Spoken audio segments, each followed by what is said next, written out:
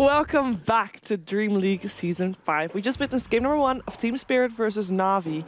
And Na'Vi, they were just dominant. They made sure that Team Spirit couldn't really execute the plan that they had in mind. Basically, that's what it felt like, because Nightstalker didn't really get off the ground, Gyrocopter didn't really get off the ground, Windranger, same story. They just took too long to get to the point where they could actually do anything against Na'Vi. LD, what went wrong? I think more than anything, it comes down to just the reactionary approach that Spirit had. Like they did try to pressure mid very early on. We saw the Earth Spirit, the Enchantress, and the Chen for Na'Vi like constantly in the lane. It was like basically five heroes mid. The other 5 are just like, cool, we can chill and farm in the side lanes. But Na'Vi are very used to playing that active mid game. Dendi handled it quite well. Quap is not an easy hero to gank. And Windranger is not the easiest hero to kill it with, unless you hit a Shackle shot, but as Draskell was pointing out during the break, she didn't even skill Shackle until level, I think it was level 4. So yeah. And because of that, like Quinnipiac got this like early Yules, and then any Earth Spirit rotation, Nightstalker rotation, the silence is just useless. Yeah. They weren't able to get anything. Yeah, if you're going to pick Earth Spirit, Enchantress, Nightstalker, none of these 3 heroes is that great against the push. Earth Spirit's okay once you get magnetized, but he's generally, if he's focusing on supporting mid, he's not going to get a ton of levels. And they didn't really snowball at all. Like normally with a Nightstalker draft, if he's your offlaner especially, you see that first nighttime hit and either supports come to smoke the gank the lane, Gyrocopter rotates with him and goes for kills. We didn't really see that from Na'Vi. They were, sorry, from Team Spirit. They were reacting to Na'Vi for most of the game. Nightstalker was just farming for the most part. And I just think more than anything, this game was a game where Na'Vi had a clear idea of how they wanted to play the draft and just executed it well. They knew they wanted to push. They knew they wanted to 5-man. There were some interesting points brought up how Leap is actually a decent ability to use in the push. They got the early drums, the mech. Like all the items that they got were 5-man items, and they played well around it. Also the way they pushed as well. They never really pushed like as 5, like super early game. They'd send like Chen and Beastmaster pushing top. There'd be the Quap pushing mid. So the Gyrocopter, like massive early game team fight, wasn't really utilized that well. You know, they played around the Team Spirits draft really well, I thought. I would have liked to see the Gyro and the Nightstalker and at least one of the Enchantress and Earth Spirit, like, use the Gyros fast level 6 and just run at Na'Vi. Like, smoke into their jungle, invade. Very similar to what we saw at Avicii Gaming Reborn, as well as LGD, and at the Star Ladder, and what CDEC was doing at TI5. Like, that's where that draft is strongest, is playing around the Gyro. But they didn't really do that as much as they could have. Easy $1,000? Easy 1,000, dude. Windranger. I mean, let's be real though. I can give you that meme response, or I can give you a real response. And Windranger takes a little bit to get off the ground. Your mid lane is what's supposed to set the momentum for the team. So having a mid like Windranger who needs set items to be able to do anything effective is definitely going to put the entire team at a disadvantage in a game like that. Why do you hate gingers? Huh? Why? What did they do to you? That's nothing. Nothing. I feel like it's story time. Yeah, here's the story. Every game, it's just like that. You send Windranger mid, she can't do anything, throw a shackle, look at me! And then she runs away like some asshole. Like when Gyro was taking the Ancients. Here's a shackle, screw that! Don't waste my time, don't go on my mid, don't take my farm, and you can't do anything. It's That's okay. what I hate. He makes it sound like the Windranger that the Dota 2 reporter guy does, where Windranger just actually acts like she's all stupid and dumb because, yeah, all she does is giggle. Welcome to all Windranger players. #1 reason I ask people, why do you play Windranger? They say, you know who plays? Fun. Hey, guess who plays Windranger? Who? Miracle plays Windranger. Yeah, great. Yeah, Iceberg plays Windranger. Guess who? Okay, good point. Whatever. Okay, so it was a fairly short game. We did manage to select 2 replays. The first one is selected by LD, and it involves a Mirana, first of all, and her ultimate, and a chase. Let's play it. This is kind of a smaller play. You're going to see the first boulder smash come through. Does on Snako, and right around here we can pause real quickly. They use the Mirana Moonlight Shadow momentarily. You're going to see Snako just run into the pit. Very good teamwork and communication here from Na'Vi, and a fairly tense moment. And it looks like a small thing, but this to me is kind of we can unpause now, is a good example of how Na'Vi's teamwork and communication has really improved a lot. So Snako doesn't end up suiciding Roche. He fades just in time, backs out. See ya. And peace.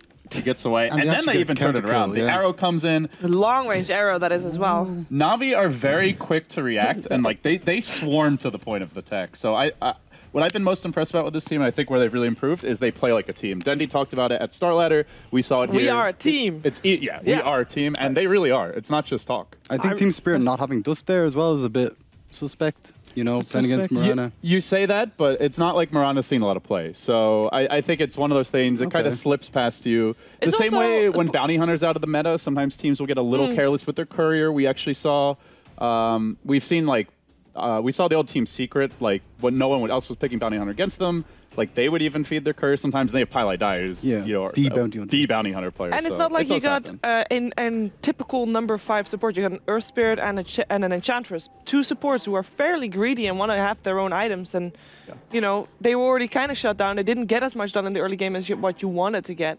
So no money to buy dust. They're expecting someone else to do it for them, which What a doesn't deep happen. hero pool Ra has, honestly. Like, this guy Yeah. plays everything. He used to be known for his Slark, like the super hard carry late game style where he just take over and solo basically the entire enemy team.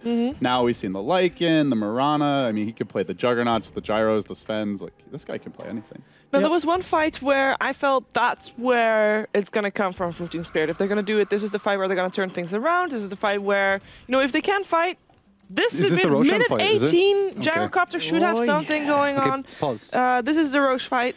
So they just took Roche. Navi has Roche. Everybody, shining lights, happy times. They got healed up. They're all ready to go, but they smoked okay, up. so Funnick is walking in the other direction.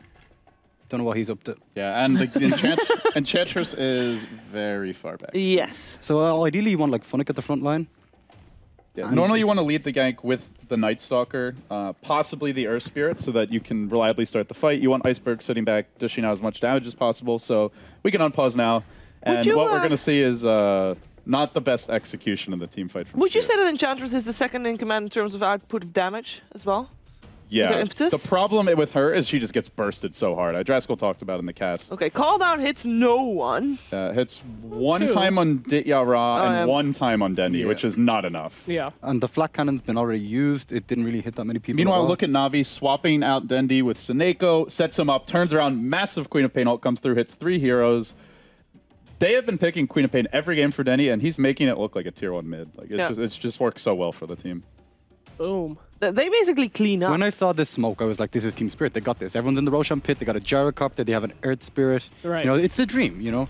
I mean, if you go back to the start of that fight and they're there like a second sooner, the cooldown's placed a little bit better, you hit Or that just like, even positioned a bit differently. as well. 4-hero Boulder Smash Magnetize. Right. It's a totally different fight, but they get the cooldown, 1 bounce for each on 1 hero.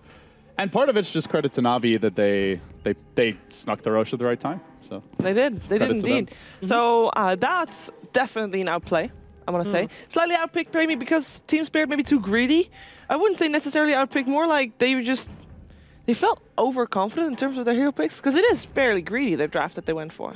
Yeah, I agree. Enchantress is slightly greedy as a support. You know, you can rotate early and pressure lanes, which I think is what they were trying to focus on doing, trying to shut down Dendi. And then the late quad pick kind of... it's less that it meddle was, with that as well. for me, it's less that it was like greedy supports and more just like a draft that should have been aggressive and ended up being very reactive more than anything. Like Night Stalker, Earth Spirit, Enchantress, these are not heroes that have too much wave clear. You're up against a push strat.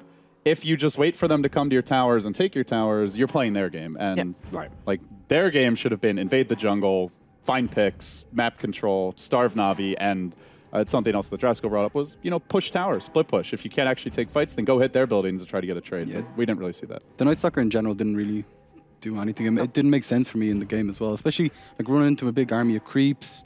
You know, like what can you do as Night Stalker? You're always going to get stunned, locked down. It's just difficult. And compared to the Beastmaster, the Beastmaster had massive impact. And I mean, for me, he is the offlaner right now of this patch. The hero gives you vision.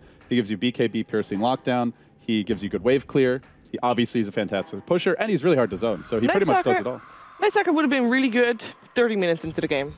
Then Yeah, you have your Aghanims, exactly. then you have your Gem, then you can see some ganks coming in with the Mirana ultimate, then you have all the vision. It's great, but what's he doing before then? Indeed, I think just you need to pressure early, like super early. The support way of playing Night Stalker, I think, is way far superior.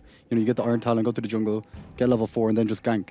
You know, put pressure on early. But when you're trying to farm, because you're the offlaner, you're like, I need farm to kind of go late game. It's kind of a tricky situation. That was the one cool thing about the Mirana pick. It was another hero like Queen of Pain that is very hard to gank. So, you know, Earth Spirit rolls on her, Night Stalker jumps on her. Like, yes, they have 2 silences, but if you don't catch her off guard, she's gonna get the leap out. They have the Chen save. They had the defensive edge swap. So they had a lot of ways to avoid those ganks, and I think part of it was just that it's hard to find those kills.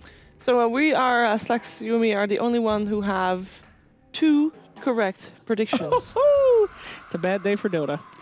Fortunately, you guys are going to get this one wrong. Oh, okay. Let's see how But we maybe go. we're going for the same thing here. Yeah, I'm not sure. Do you think we're going to get it wrong? Well, let us know on Twitter, Snapchat, or YouTube. Got 'em. Tweet out hashtag Slacks was right to receive a free like from me. No. Do you have no? Because how will you see it? You're actually disgusting. Okay. Basically, what he tried to say is, if you want to see more behind-the-scenes footage about how we make sure that we are right, you can check out Snapchat on DreamLeague. Also, if you want to see all the red buttons and see my attacks on LD, which clearly failed because he's still here, you can go to the YouTube, and it's DreamLeague there again. And we also have a Twitter account, DreamLeague. So, And we also have a draft. and we also have a draft. Woo! Let's go.